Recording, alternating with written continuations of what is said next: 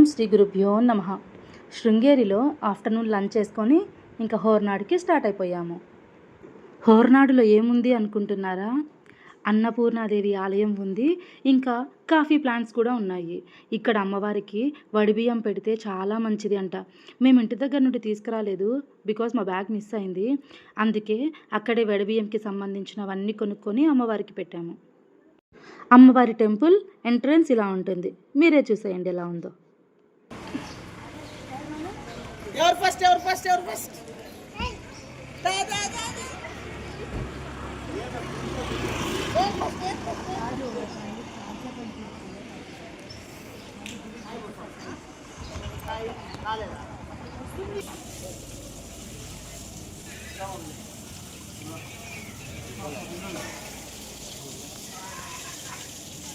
Temple అయితే ఇలా ఉంది ఎంట్రన్స్.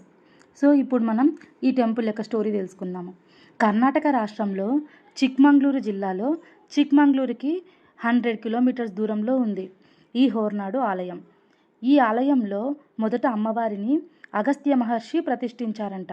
కానీ ఇప్పుడు ఆలయానికి ప్రస్తుతం ఉన్న అందమైన స్వర్ణమూర్తి 1973లో శృంగేరి శారదా పీఠాధిపతి అయిన అభినవ విద్యాతీర్థ స్వామీజీ చేత పునఃప్రతిష్ఠించారంట. ఈ పునఃప్రతిష్ఠ తర్వాతనే దేశవ్యాప్తంగా భక్తులని ఆకర్షించింది అని అక్కడ కొంతమంది చెప్తున్నారు. ఇక్కడ మంగళవారం, శుక్రవారం, నవరాత్రులు మరియు కార్తీక మాసంలో ప్రత్యేకంగా పూజలు చేస్తారంట. మా అదృష్టం, కార్తీక మాసంలో దర్శనం చేసుకున్నాము. అక్షయ తృతీయ రోజు అమ్మవారికి ఇంకా విశేషంగా పూజ చేస్తారంట. అమ్మవారి పుట్టినరోజుగా భావించి అక్కడ పూజలు ఇంకా విశేషంగా ఉంటాయి. అమ్మవారు ఇలా ఉంటారనమాట. స్వర్ణమూర్తి బంగారు విగ్రహంలో ఉంటారు అమ్మవారు. అసలు ఈ అన్నపూర్ణాదేవి ఎవరు? శివుడు ఒకసారి ప్రపంచంలోని అన్ని విషయాలు మాయ అని అన్నాడు. దీనికి ప్రతిగా పార్వతీదేవి ఆహారం మాత్రం ఎప్పటికీ మాయ కాదని నిరూపించడానికి అన్నపూర్ణాదేవి రూపంలో ప్రత్యక్షమయ్యి లోకానికి అన్నదానం చేయడం ప్రారంభించిందని నమ్మకమంట. అన్నాన్ని పెట్టే తల్లి అన్నపూర్ణమ్మ. ఇక్కడ ఆలయానికి వచ్చే ప్రతి ఒక్కరూ తప్పకుండా భోజనం చేసి వెళ్తారంట.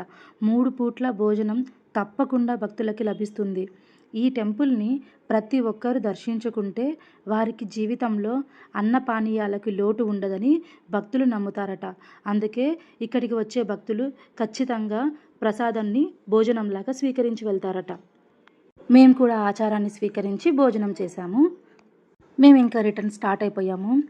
చుట్టూ కమ్మని కాఫీ తోటల సువాసన, చల్లటి గాలి, ఈ వాతావరణం చాలా బాగుంది. ఇప్పుడు ఈ బిజీ లైఫ్తో సిటీస్ అంతా మనుషులతో నిండిపోయింది.